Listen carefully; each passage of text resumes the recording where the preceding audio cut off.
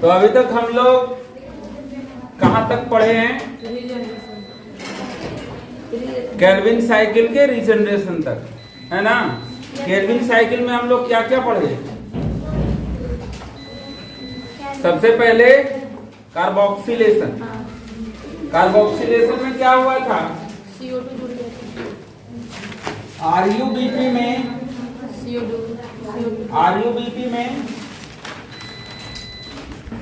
CO2 add हुआ था।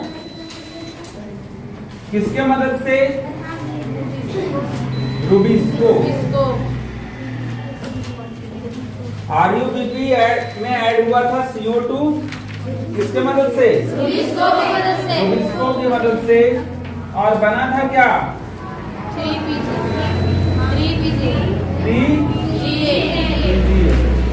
इसका फुल फॉर्म था फॉस्फोएसिलिक एसिड।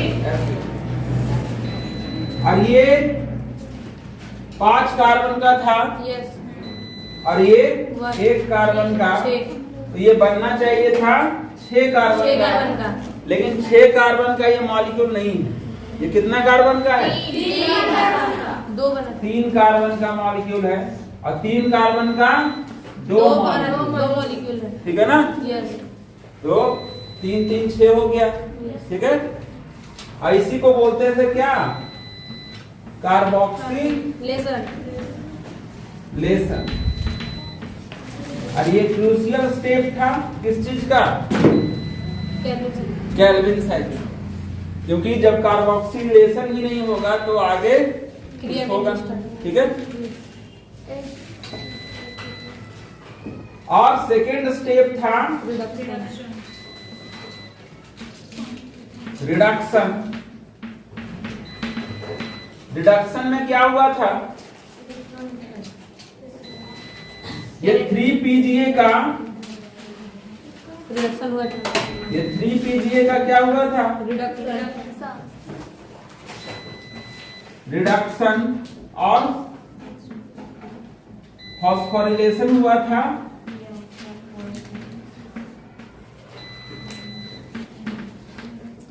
फॉस्फोरिलेशन किसके थ्रू?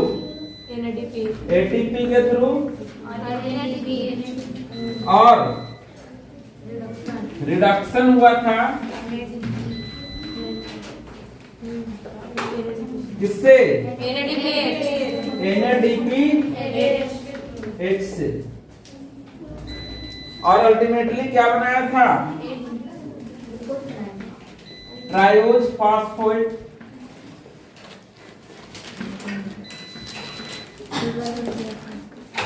जो आगे ग्लूकोज बनाने में सुक्रोज बोलते हैं ना। और आगे ये ट्रायोज फॉस्फेट, इसका ये रीजनरेशन में भी हेल्प करता है। रीजनरेशन होता है और क्या बनाता है? फिर से आरयूबीपी, राइबोलोज बाइफॉस्फेट। और यहाँ पे एक ATP और लगता है। यहाँ पे एक ATP और लगता है। ठीक है। तो ये पूरा साइकिल चलते रहता है, केल्विन साइकिल, और ग्लूकोज सुक्रोज बनते रहता है। अब इसमें ये भी बताए थे कि एक CO2 को फिक्स करने के लिए, एक CO2 को जोड़ने के लिए एक बार साइकिल चलेगा। और एक ग्लूकोज को बनाने के लिए 6 बार। ठीक है ना। और 6 बार में कितना ATP लगेगा? Total 18 ATP। और NADPH 12। तो यही था क्या? Calvin cycle. ठीक है ना। अब इसके आगे देखते हैं।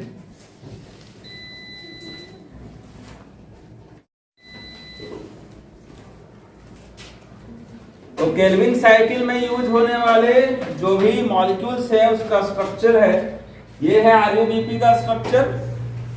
राइबोलोज बाइफॉस्फेट, बाइफॉस्फेट का मतलब है बीच में राइबोलोज शुगर है और दोनों तरफ फॉस्फेट ग्रुप जुड़ा हुआ है, ठीक है। अब इसका होता है कार्बोक्सिलेशन, इसमें CO2 जुड़ेगा किसके मदद से, रुबिस्को के मदद से, और बनेगा क्या 3-फॉस्फोग्लिसरिक एसिड का 2 मॉलिक्यूल, एक ये और एक ये, ठीक है। फिर इसके बाद आगे फॉस्फोरिलेशन होगा और बनेगा क्या 1,3-BPG बाइफॉस्फोग्लिसरिक एसिड। यहाँ पर देखो 1 पे है फॉस्फोरिक ग्रुप और 3 पे है।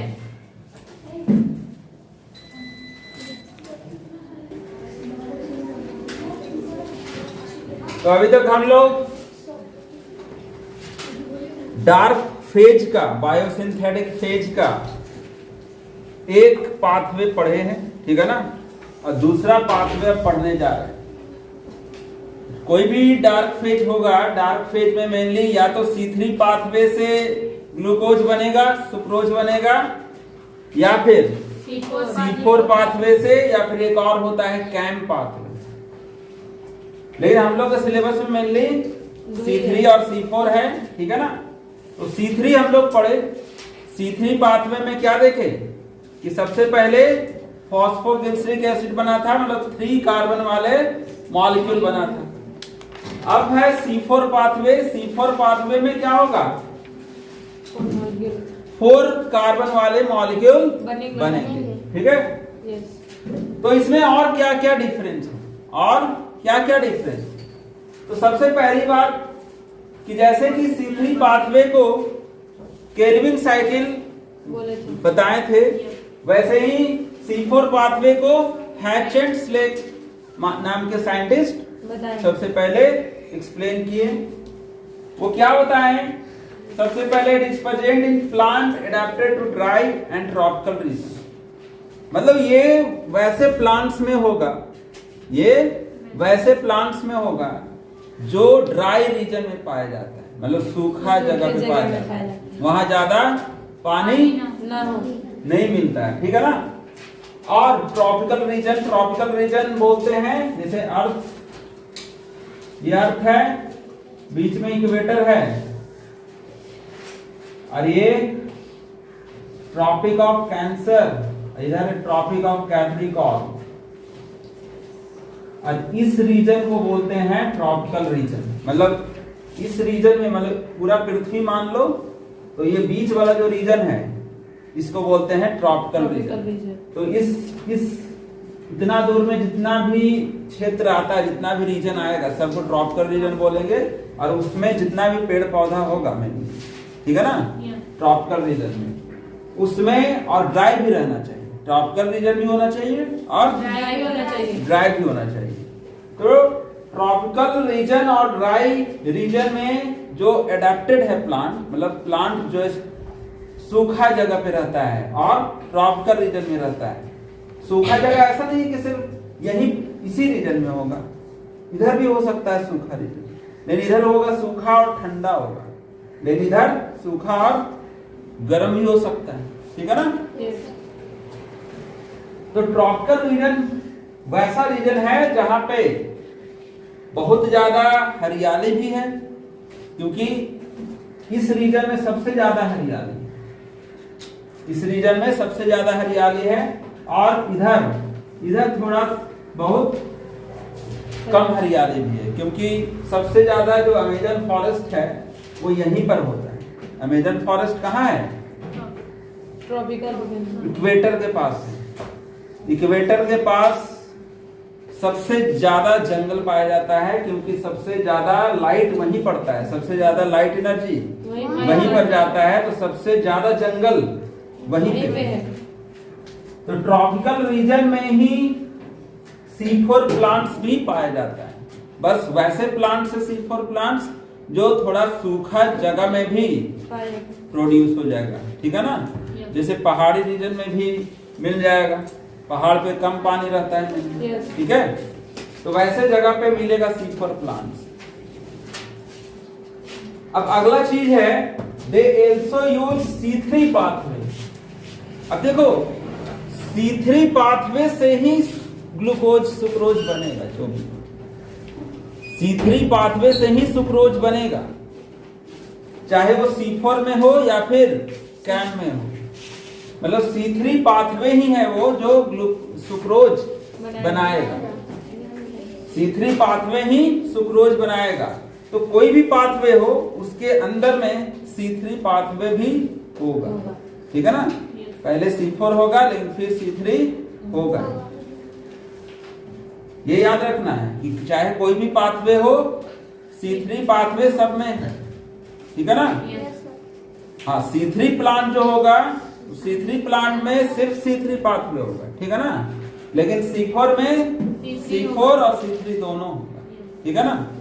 पहले तो 4 कार्बन वाला बनेगा और फिर देखेंगे C3 भी उसके अंदर होगा, ठीक है ना। आगे रिएक्शन देखेंगे तो आगे लिखा है कि इसके लिए एनाटॉमी कैसा होना चाहिए, मतलब इसके लिए लीफ थोड़ा अलग टाइप का होना चाहिए, ठीक है ना। क्योंकि अलग पाथवे है, अलग मौसम में मतलब प्रोड्यूस हो रहा है, बन रहा है, जन्म ले रहा है, तो अलग टाइप का उसमें लीफ भी पाया जाएगा। लीफ में अंदर का स्ट्रक्चर भी थोड़ा डिफरेंट होगा, मतलब उसका अंदर का एनाटॉमी भी बाकी लीफ के कंपैरिजन में थोड़ा डिफरेंट होगा।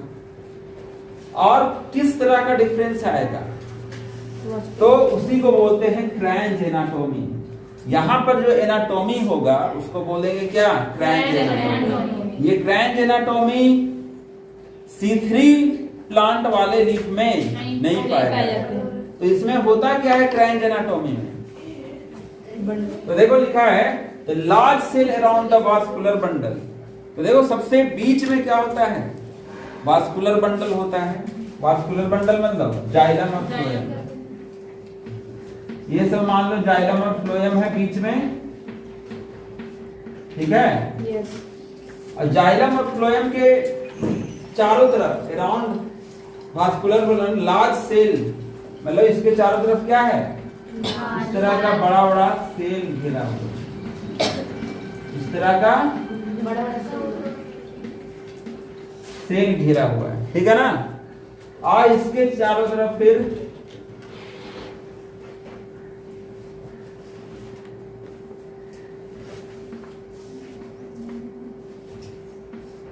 इस तरह से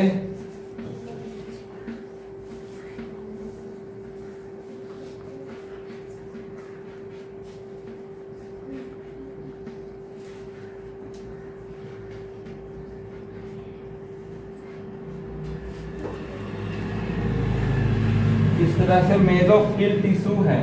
ये सब क्या है, मेसोफिल टिश्यू, जो पत्ती में पाए जाने वाला सेल है।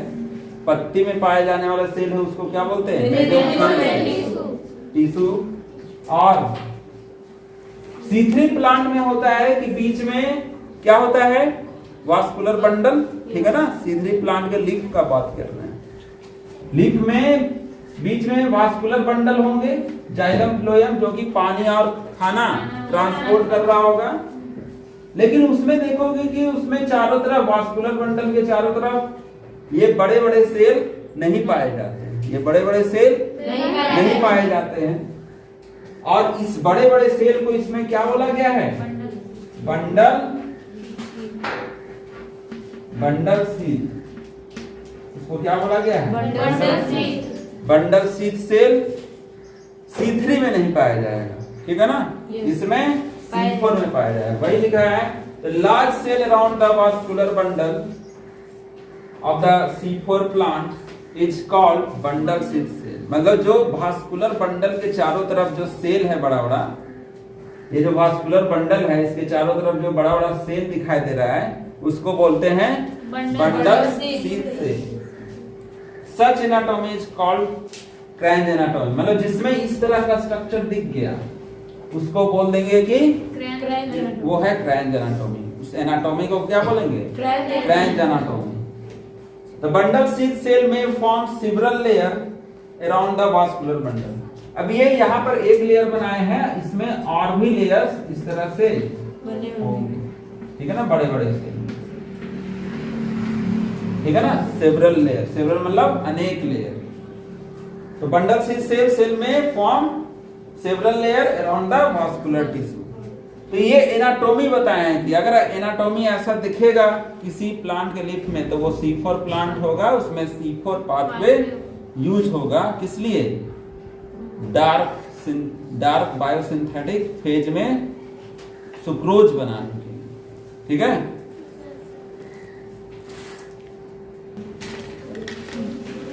तो C4 पाथवे में देखे क्रेंज एनाटॉमी, ठीक है ना। और क्रेंज एनाटॉमी का खासियत है कि उसमें क्या होता है, बंडल सीट से। तो क्रेंज एनाटॉमी को क्रेंज एनाटॉमी बोलते क्यों है? क्योंकि वो क्रेंज के जैसा दिखता है, ठीक है ना। क्रेंज किस तरह का स्ट्रक्चर होता है? इस तरह का, जो किसी को श्रद्धांजलि देने के लिए चढ़ाया जाता है। इस तरह का सर्कुलर अरेंजमेंट में फूल को सजाया हुआ एक स्ट्रक्चर होता है। इस तरह का स्ट्रक्चर को बोलते हैं क्या? क्रेंज एनाटॉमी, ठीक है ना। तो ऐसा ही दिखता है कौन? बंडल शीथ, ठीक है ना। बंडल शीथ वैसे ही अरेंज होता है वास्कुलर बंडल के चारों तरफ, ठीक है ना। They have large number of chloroplast, thick wall, impervious to gaseous exchange। तो इसका खासियत क्या है क्रेंज एनाटॉमी का? कि क्रेंज एनाटॉमी में जो सेल होंगे उसमें क्लोरोप्लास्ट बहुत ज्यादा होगा, ठीक है ना। क्लोरोप्लास्ट ज्यादा होगा, high number, large number of chloroplast, ठीक है ना। और थिक वॉल होगा, मतलब उसके जो सेल होंगे उसका जो वॉल होगा वो मोटा होगा, और इतना मोटा होगा कि उससे गैस भी पास नहीं हो पाए, ठीक है ना। गैस भी पास करना मुश्किल होगा, ठीक है ना। तो ये सब उसको एडेप्ट कर रहा है उस तरह के इन्वायरमेंट में फोटोसिंथेसिस करने के लिए, ठीक है ना। फिर क्या है कि यहाँ पर जो मेसोफिल सेल होगा, मेनली मेसोफिल सेल में ही क्लोरोप्लास्ट होता है, ठीक है ना। लेकिन जहां पे C4 प्लांट का लीफ होगा, C4 प्लांट के लीफ में मेसोफिल सेल में क्लोरोप्लास्ट जो होगा वो एक ग्रैनल टाइप का होगा, एक ग्रैनल, और उसमें रूबिस्को नहीं पाया जाएगा। देखो, सबसे पहले तो इम्परवियस टू गैस एक्सचेंज है, मतलब इतना ज्यादा मोटा सेल का वॉल है कि उससे गैस पास नहीं कर रहा है, ठीक है ना।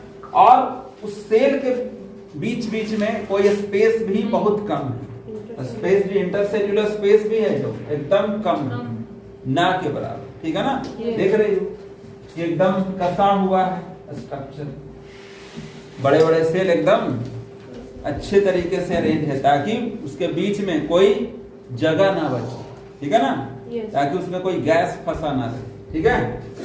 फर्स्ट CO2 एक्सेप्टर, अब इसमें जो CO2 एक्सेप्टर होगा उसमें C3 प्लांट में CO2 एक्सेप्टर कौन था?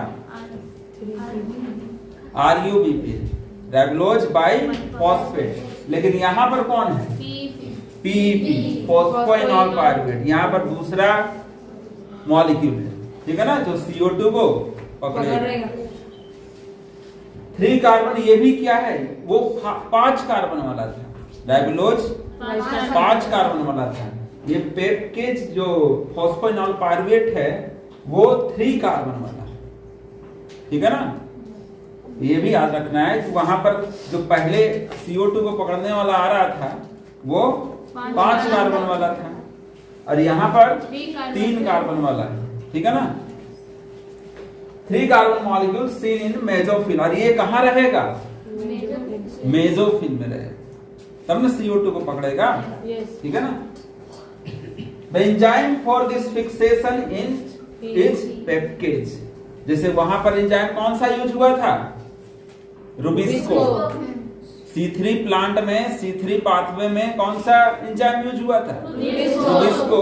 और यहाँ पर कौन सा एंजाइम यूज होगा? पेप्टेज, फॉस्फोइनॉल पायरुवेट केज, ठीक है ना। The mesophyll cell lack rubisco enzyme, तो इसके मेसोफिल सेल में रूबिस्को एंजाइम नहीं पाया जाता है, रुबिस्को की जगह कौन पाया जा रहा है? पेप गेज। पेप गेज, ठीक है ना? यस। इसलिए यहाँ पर C4 हो रहा है, ठीक है ना? मेसोफिल सेल में रुबिस्को नहीं पाया जाएगा। रुबिस्को किस में पाया जाएगा? C3 पाथवे में। C3 पाथवे में तो पाया जाएगा, C3 पाथवे में, लेकिन यहाँ पर C4 पाथवे में भी C3 साइकिल होगा, C3 पाथवे चलेगा, तो वो किस में चलेगा? Bundle sheath cell. यहाँ पर भी C3 पाथवे होगा, लेकिन किस में? बंडल शीथ सेल में। वहां पर किस में होता था C3 पाथवे? मेसोफिल सेल में।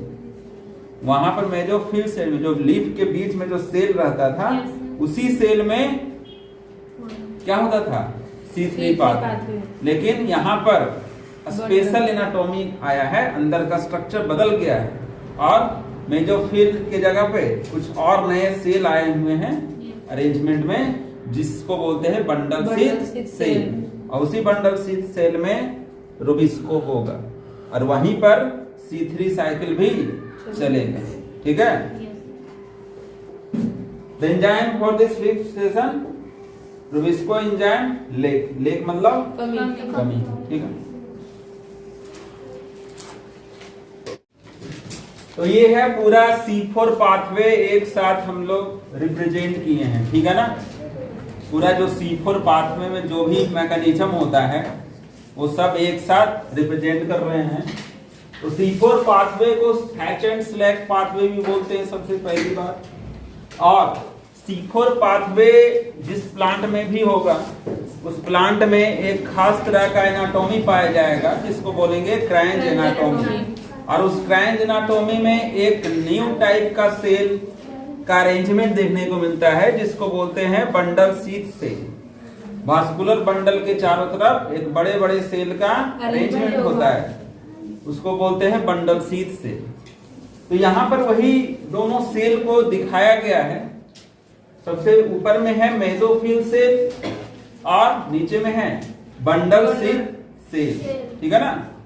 तो यहाँ पर इस तरह का अरेंजमेंट करने का क्या फायदा हुआ, ये हम लोग इस मैकेनिज्म को समझ के पता लगाएंगे, ठीक है? तो सबसे पहला जो खास बात है बंडल शीथ सेल का, वो है ए ग्रैनल क्लोरोप्लास्ट। इसमें जो क्लोरोप्लास्ट तो दोनों में होगा, क्योंकि प्लांट सेल है वो भी लीफ का, तो लीफ सेल में क्लोरोप्लास्ट तो होगा, ठीक है ना? ताकि फोटोसिंथेसिस हो। लेकिन यहाँ पर जो है ए ग्रैनल क्लोरोप्लास्ट है और यहाँ पर ग्रैनल क्लोरोप्लास्ट है। इसका मतलब क्या है कि हम लोग क्लोरोप्लास्ट देखे थे, क्लोरोप्लास्ट में इस तरह का स्ट्रक्चर था, इसको बोले थे ग्रैनम, और ये बीच में था स्ट्रोमा लैमेला, ठीक है ना? तो बंडल शीथ सेल में क्या है, ये ग्रैनम का स्ट्रक्चर नहीं, सिर्फ क्या है, स्ट्रोमा लैमेला है। इसलिए बोले ग्रैना नहीं है तो ए ग्रैना, इसमें ग्रैना होगा तो ग्रैना, ठीक है ना? तो बंडल शीथ सेल का क्या खासियत है कि इसमें जो है ग्रैना नहीं होता है। क्लोरोप्लास्ट में ग्रैना का स्ट्रक्चर नहीं होता है, और ग्रैना नहीं होगा तो PS2 भी नहीं होगा, क्योंकि ग्रैना में ही PS2 और PS1 दोनों होता था। इसमें क्या होगा, सिर्फ PS1 होगा। और अगर PS2 नहीं होगा तो उसमें O2 बनेगा क्या? नहीं, O2 नहीं बनेगा, क्योंकि PS2 ही वाटर को तोड़ता था, और वाटर को तोड़ता था तो ऑक्सीजन निकलता था। लेकिन यहाँ पर PS2 है ही नहीं, तो यहाँ पर O2 इवोल्यूशन नहीं होगा, इसलिए लिखे नो O2 इवोल्यूशन। यहाँ O2 इवोल्यूशन नहीं होगा। लेकिन यहाँ पर तो ग्रैना है तो PS2 भी होगा और वाटर भी टूटेगा, तो O2 इवोल्यूशन होगा, ठीक है ना? यस, O2 इवोल्यूशन होगा। अब देखो, ये जो प्लाज्मोड स्माटा है, ये पता ही है कि दो प्लांट सेल के बीच में कनेक्शन प्रोड्यूस करना है, कनेक्शन बैठाना है, तो वो कौन कनेक्शन करेगा? प्लाज्मोडेस्माटा। दो प्लांट सेल आपस में प्लाज्मोडेस्माटा के थ्रू कनेक्टेड होते हैं। अगर सेल में एक चीज दूसरे सेल में ट्रांसफर करना है तो कैसे ट्रांसफर होगा? प्लाज्मोडेस्माटा के थ्रू। जैसे कि एनिमल सेल में देखने को मिला था गैप जंक्शन, ठीक है ना, वैसे ही ये प्लाज्मोडेस्माटा है जो कुछ भी पास करेगा, ठीक है ना।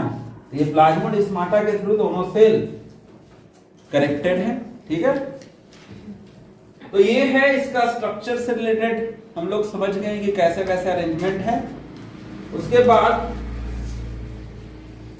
इसके अंदर एंजाइम की बात करें तो इसमें मेजोफिल में, ये मेजोफिल है। अब मेजोफिल सेल में होना चाहिए था क्या? रुबिस्को। मेजोफिल सेल में क्या होना चाहिए था? क्योंकि C3 प्लांट में मेजोफिल सेल में रुबिस्को होता था, ठीक है ना। तो रुबिस्को यहां पर क्यों नहीं है? तो रुबिस्को का क्या है?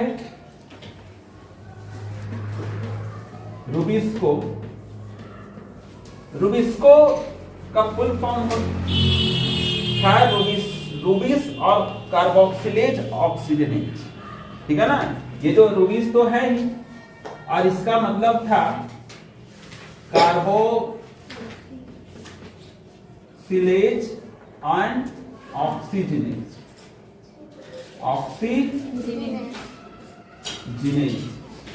ये कार्बोक्सिलेज और ऑक्सीजनेज का मतलब है कि ये रुबिस्को कार्बन डाइऑक्साइड से भी बाइंड कर सकता है और ऑक्सीजन से भी बाइंड कर सकता है। ये अगर इसको CO2 मिलेगा तो CO2 को पकड़ लेगा, और ऑक्सीजन मिलेगा तो ऑक्सीजन को पकड़ लेगा। अब प्रॉब्लम ये था कि ये जो C4 प्लांट होता है वो हॉट कंडीशन में पाया जाता है, ठीक है ना। अब हॉट कंडीशन में क्या है कि रुबिस्को जो है वो ऑक्सीजन को ज्यादा पकड़ने लगेगा, क्योंकि हॉट टेम्परेचर पे CO2 का अवेलेबिलिटी, मतलब उसका जो प्रेजेंस है रुबिस्को के आसपास वो कम जाएगा। मतलब रुबिस्को के पास CO2 आ ही नहीं पाएगा कि उसको पकड़ेगा, आएगा भी तो कम आएगा हाई टेम्परेचर। तो रुबिस्को दोनों चीज करता है, CO2 को भी पकड़ता है और ऑक्सीजन को भी, लेकिन हाई टेम्परेचर पर ज्यादा ऑक्सीजन उसको मिलने लगेगा तो वो ऑक्सीजन पकड़ लेगा, और ऑक्सीजन करके ऑक्सीजन लेकर वो फोटो रेस्पायरेशन का प्रोसेस करने लगता है। एक और प्रोसेस है फोटो रेस्पायरेशन। फोटो रेस्पायरेशन में एनर्जी का लॉस होता है, प्लांट में एनर्जी का लॉस होता है फोटो रेस्पायरेशन के कारण। तो C3 प्लांट में फोटो रेस्पायरेशन होता है थोड़ा बहुत, ठीक है ना। लेकिन अगर इसमें भी वैसा ही होता, C4 प्लांट में भी रुबिस्को ही CO2 को पकड़ने के लिए रहता है, तो यहां पर क्या होता है कि एक तो हाई टेम्परेचर है तो ये कार्बन डाइऑक्साइड पकड़ता ही नहीं और ऑक्सीजन को पकड़ के फोटो रेस्पायरेशन कर देता है और लॉस करता है प्लांट, ठीक है ना। तो इसीलिए मेजोफिल सेल में रुबिस्को है ही नहीं, इसमें रुबिस्को को हटा दिया गया है। मतलब नेचर इवोल्यूशन के जरिए, विकास के जरिए, मतलब विकास वैसा ही होता है जैसा कि रिक्वायरमेंट होगा। जिस गुण का रिक्वायरमेंट होगा, जिस प्रॉपर्टी का रिक्वायरमेंट होगा, वैसा ही चेंज आता है, ठीक है। तो प्लांट के इवोल्यूशन के दौरान क्या होगा, मेजोफिल में से रुबिस्को हटा दिया गया और एक नया सेल बनाया गया बंडल सीध से, उसमें डाला गया है रुबिस्को, ठीक है ना। तो यहाँ पर रुबिस्को नहीं है तो कोई तो होना चाहिए ना CO2 को पकड़ने वाला। रुबिस्को नहीं है तो कोई तो होना चाहिए CO2 को पकड़ने वाला। तो CO2 को पकड़ने वाला कौन है? पेपकेज।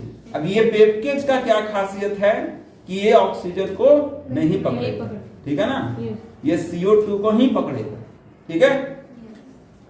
तो देखो CO2 आया और इसके साइटोप्लाज्म में घुल गया, घुलने के बाद क्या बनाएगा, बाइकार्बोनेट, ठीक है ना, CO3- CO2 जब वाटर के कांटेक्ट में आएगा तो बाइकार्बोनेट बनाएगा। अब इसको पकड़ के फिक्स कर देगा, पेप्टेज जो है इसको पकड़ के फिक्स करेगा, रिएक्ट करके और बनाएगा सबसे पहला जो मॉलिक्यूल है उसको बोलेंगे ऑक्जेलो एसिटिक एसिड OAA, और ये C4 कार्बन है, मतलब 4 कार्बन का मॉलिक्यूल है, C4 एसिड है। इसीलिए सबसे पहला जो कार्बन फिक्सेशन के बाद जो प्रोडक्ट बना है उसको C4 कार्बन का है ना, 4 कार्बन का मॉलिक्यूल है, इसीलिए इस पाथवे को बोले हैं C4 पाथवे। वहां पर सबसे पहले बना था फॉस्फोग्लिसरिक एसिड जो कि 3 कार्बन का बना हुआ था, लेकिन यहाँ पर 4 कार्बन का है ऑक्जेलो एसिटिक एसिड, इसलिए C4 पाथवे बोले हैं। ठीक है, अब यहाँ पर एक चीज और होता है, यहाँ एक NADPH का यूज होकर एक NADPH का यूज होता है OAA से मैलिक एसिड और एस्पार्टिक एसिड बनाने में। अब किसी प्लांट में मैलिक एसिड बनेगा और किसी प्लांट में एस्पार्टिक एसिड बनेगा। ये भी क्या है, C4 कार्बन, 4 कार्बन ही मॉलिक्यूल, ठीक है ना, 4 कार्बन वाला मॉलिक्यूल है। किसी प्लांट में मैलिक एसिड बनेगा, किसी में एस्पार्टिक एसिड, और ये ट्रांसफर होगा मेसोफिल सेल से बंडल शीथ सेल में, और किसके थ्रू ट्रांसपोर्ट हुआ, प्लाज्मोडेस्माटा के थ्रू। अब ये मैलिक एसिड एस्पार्टिक एसिड का डीकार्बोक्सिलेशन होगा। डीकार्बोक्सिलेशन उस प्रोसेस को बोलते हैं जिसमें से CO2 रिमूव किया जाता है। कार्बोक्सिलेशन मतलब CO2 ऐड किया जाता था, और डीकार्बोक्सिलेशन मतलब CO2 वहां से निकाला जाएगा। अब देखो यहाँ डीकार्बोक्सिलेशन हुआ मैलिक एसिड में से, इस पहले C4 था, डीकार्बोक्सिलेशन के बाद C3 बन गया, क्योंकि इसमें से एक कार्बन लेकर कौन उड़ गया, CO2, ठीक है ना, CO2 आ गया यहाँ पे। और यहाँ पर इस प्रोसेस में भी एक NADP, यहाँ पर NADPH बनता है, ठीक है ना, यहाँ पर देखो एक NADPH यूज हुआ था और यहाँ पर NADPH बनता है, ठीक है ना। अब ये CO2 यहाँ पर गया और फिर CO2 ही तो चाहिए था केल्विन साइकिल के लिए। अब ये CO2 केल्विन साइकिल में जाकर बना देगा सुक्रोज, ठीक है ना। केल्विन साइकिल तो हम लोग पढ़े C3 साइकिल। तो यहाँ पर C3 साइकिल कहाँ हो रहा है, मेसोफिल में नहीं हो रहा है, किस में हो रहा है, बंडल शीथ सेल में, बंडल शीथ सेल में। अब यहाँ पर केल्विन साइकिल क्यों हो रहा है, क्योंकि देखो यहाँ पर ऑक्सीजन नहीं आ पा रहा है, यहाँ पर ऑक्सीजन नहीं आ पा रहा। पहली बात तो इसका वॉल बहुत मोटा है, तो बाहर से तो O2 आएगा नहीं, बाहर से O2 आएगा नहीं, इम्परवियस टू गैस है। और दूसरी बात कि यहाँ पर O2 इवॉल्व भी नहीं हो रहा है, यहाँ पर O2 बन भी नहीं रहा है, क्योंकि एक ग्रैनल क्लोरोप्लास्ट है ना, इस क्लोरोप्लास्ट में ग्रैना है ही नहीं, तो O2 बनेगा ही नहीं। तो अंदर भी O2 नहीं बन रहा है, बाहर से भी O2 नहीं आ रहा है, तो मतलब पूरा सेफ्टी मिल रहा है यहाँ पर रुबिस्को को ऑक्सीजन से बचाने के लिए, ठीक है ना। तो यहाँ पर CO2 बस पकड़ेगा, जितना भी CO2। और फिर ये भी है कि वॉल मोटा होने का रीजन ये भी है कि CO2 यहाँ से निकल नहीं पाएगा। यहाँ जो CO2 रिलीज हो रहा है, हो सकता है कि बाहर निकल जाए, लेकिन वॉल मोटा होने के कारण CO2 जितना अंदर आ गए, तो इतना मेहनत से अंदर लाया है, और यहाँ से निकल जाता तो सारा मेहनत बेकार था, ठीक है। इसलिए इसका वॉल मोटा किया गया और CO2 को निकलने से बचा लिया गया। अब यहाँ ज्यादा से ज्यादा CO2 मिल रहा है, तो ज्यादा से ज्यादा ग्लूकोज बनेगा, ठीक है। और बाकी पायरुविक एसिड बना है C3 कार्बन, ठीक है ना। ये तो CO2 निकाल दिया, C4 में से एक कार्बन लेकर CO2 उड़ गया और बना पायरुविक एसिड। ये 3 कार्बन का मॉलिक्यूल है। ये फिर से 3 कार्बन वाला मॉलिक्यूल ट्रांसपोर्ट होगा मेसोफिल सेल में, और मेसोफिल सेल में फिर से रीजनरेट करेगा ATP के मदद से, फिर से पेप बना लेगा फॉस्फोइनॉल पायरुवेट। मतलब इसका फॉस्फोरिलेशन हो रहा है, इसका फॉस्फोरिलेशन हो रहा है, और फॉस्फोरिलेशन के बाद पेप बना लेगा फॉस्फोइनॉल पायरुवेट। और ये फॉस्फोइनॉल पायरुवेट फिर से तैयार है किसके लिए, CO2 को पकड़ने के लिए, ठीक है ना। तो यही साइकिल लगातार चलते रहेगा, इसी को बोलते हैं C4 पाथवे।